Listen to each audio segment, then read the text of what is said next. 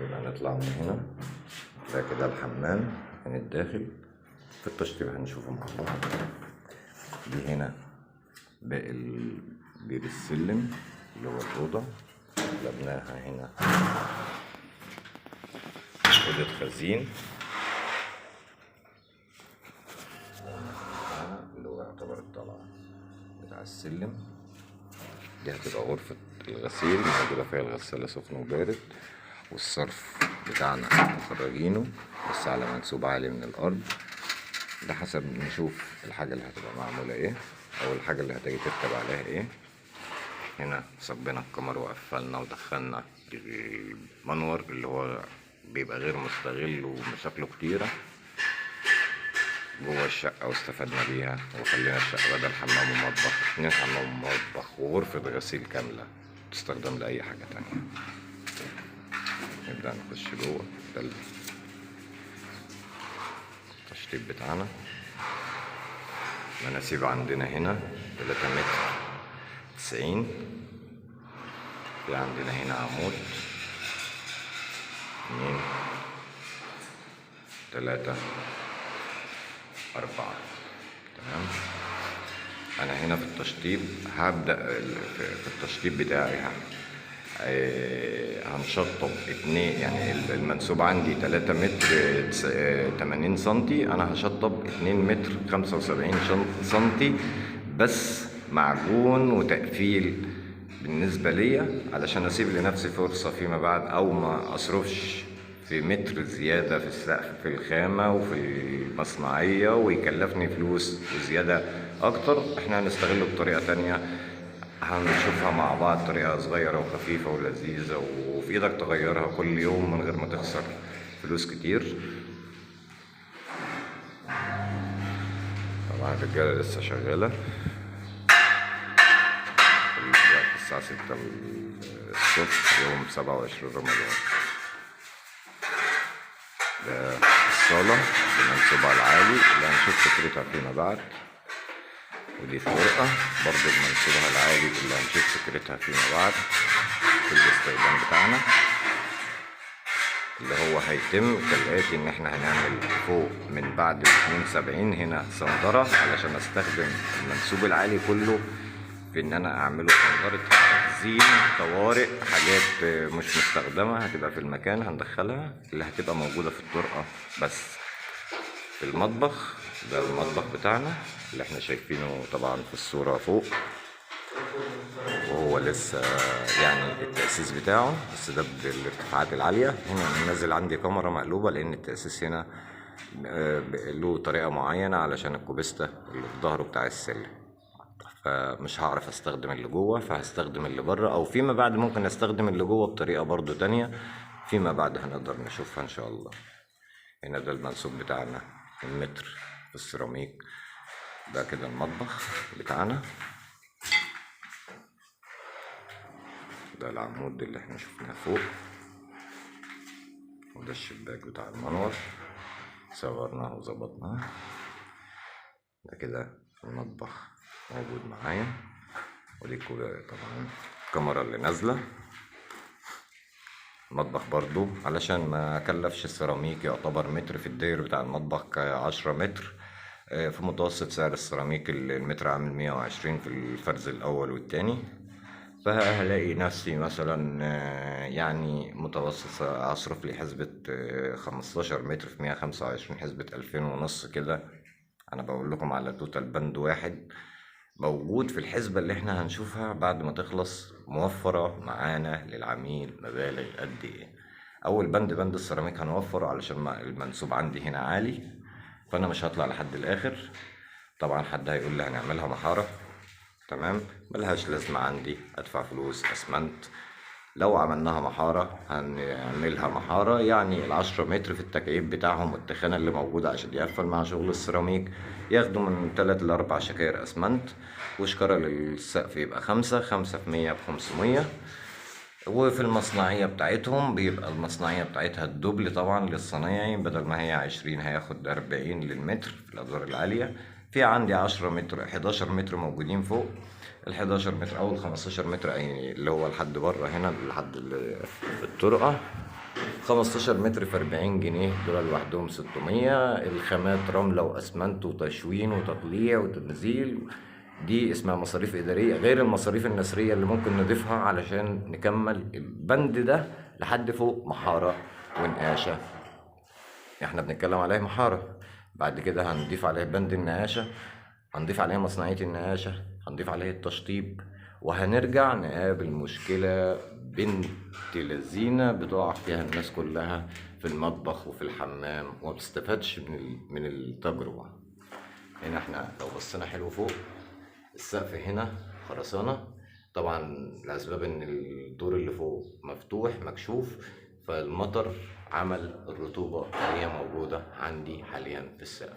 طبعا الرطوبة دي لو احنا عملنا المحارة بطريقة إن في حد ممكن يقول لك استفاد وأدفع قليل عشان مصاريف كتيرة وأعملها محارة، هنصرف طبعا قلنا 500، ومصنعية هنصرف لنا 600، ورملة وأسمنت وتشفينات يعني هنخش في حسبة 1000 جنيه، واسمنت 500 يبقى 1500، وهنعمل عليهم نقاشة هيخش معايا في 1500 برضو، مع المصيص والشغل اللي فوق هيخشوا 2000، يبقى انا صرفت 3500 على حاجة هشوف فيها المشكلة اللي ظاهرة عندي دي. ايا كان، لو حتى السقف موجود وفيه عميل موجود فوقية ومركب بلاعة او الارضية بتاعته فيها مشكلة وسربت المية فيها او حصلت عنده مشكلة والشقة غرقت، هتظهر النقطة دي بعد كده في الجبس، ما بتتعالجش طول عمرها، ما بتتعالجش. نشوف مع بعض في نهاية ان شاء الله التشطيب بتاعنا.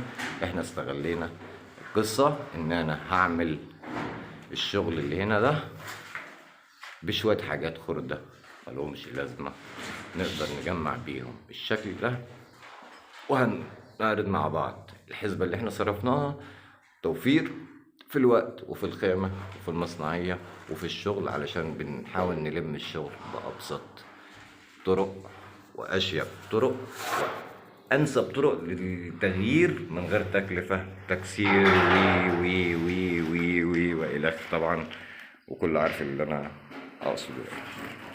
ده هنا كده الحمام بتاعنا اللي هو موجود فوق، البلاطة اللي احنا جبناها له. تمام، نبدأ الدخول بتاع الحمام. يعني كل ظروف بلاطة لها طابع ولها نظام ولها رصة. معانا طبعا فنيين، اللي هو الأسطى أحمد اللي كان موجود معانا في الصورة في الأول، ده حد من الصنايعية اللي هو يعني ربنا يجازيه خير لأنه بيراعي ربنا في شغله، وحد يعرف ربنا قوي قوي قوي، ومش بعمل له دعاية والله العظيم، بس يعني حد من الناس اللي هي المحترمة وبتراعي ربنا في شغلها. ده المكان بتاعي انا، المكان بتاعي هنا متأسس خلاط. نقول بقى الدخول، قلنا هنخش الباب بتاعنا هيفتح على الشمال، بعد كده هيبقى اول حاجة على اليمين ده الحوض، دي مخارج الحوض.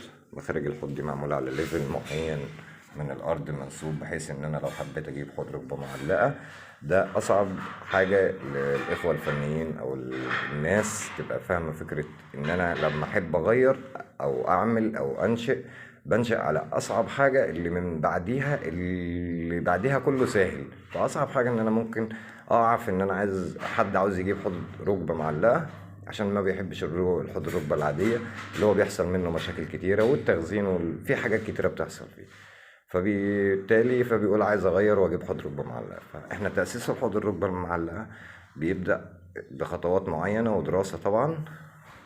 تمام، بيتحط على مناسيب معينة علشان فيما بعد حبيت اجيب الركبة المعلقة اللي هي اصعب حاجة تركب وما يبقاش عندي مشكلة، حبيت اعمل واحدة خشب تركب ما عنديش مشكلة، حبيت اعمل حوض صاية رخام يركب ما عنديش مشكلة، حبيت اركب حوض بركبة عادية تركب ما عنديش مشكلة. اصعب حاجة ان احنا ممكن نعاني فيها هي الركبة المعلقة، انما الحوض الوحدة عادي اقدر ادخل المحابس في اي حتة في الوحدة والعب فيها مش متشافة. الركبة نفس النظام، الرخامة نفس النظام. اصعب حاجة اللي احنا بنبدأ تأسيس عليها هي حوض الركبة المعلقة.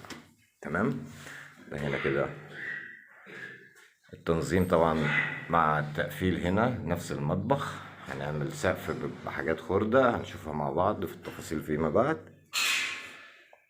ده هنا تأسيس خلاط على ان هو بانيو، بس هنا مثلا نقول ايه، احنا بنشغل مبدئيا بشاور رخام، وفيما بعد حبيت اجيب البانيو اللي هو العميل هيجيبه فيما بعد، اللي هو متنظم له الشغل اللي انا عامله، ان انا عملت التابلو بتاعي داخل البانيو اللي هو بيبقى حاجة تانية خارج الحيط، لو خارج الحسابات في الحمام لو احنا هنركب كابينة.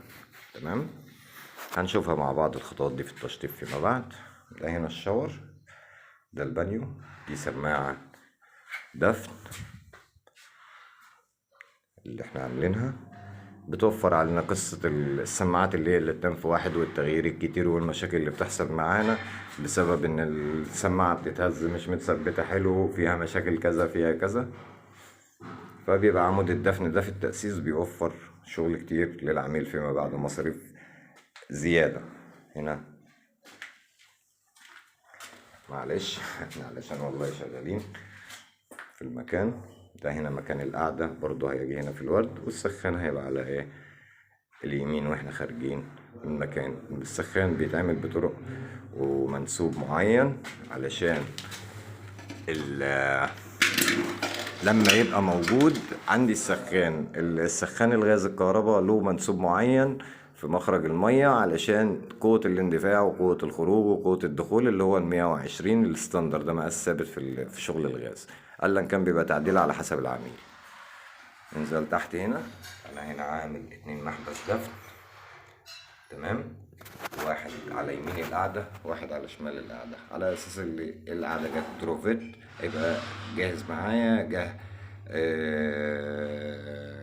مخرج واحد او مخرجين اقدر اوظف فيما بعد. ده هنا محبسين، انا عامل الحمام الكبير بدايرة السخن بتاعة المكان على محبس، والمطبخ والحمام الجست وغرفة الغسيل على محبس علشان توزيع المية ما بين الاتنين، ودي فكرة هنكملها فيما بعد في الشرح.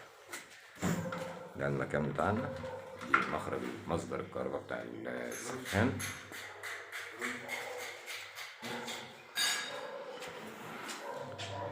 ودي طبعا الغرفة التانية اللي احنا شفناها جنب المطبخ برضو بنفس المناسيب اللي هي موجودة معانا.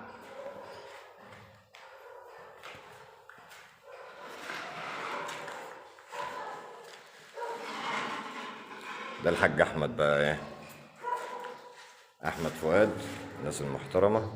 حاج احمد تسلم ايدك، تسلم ايدك، تسلم ايدك، وربنا يبارك لك في صنعتك. يعني كنا بنعمل له دعاية عشان هو راجل جدع ويستاهل.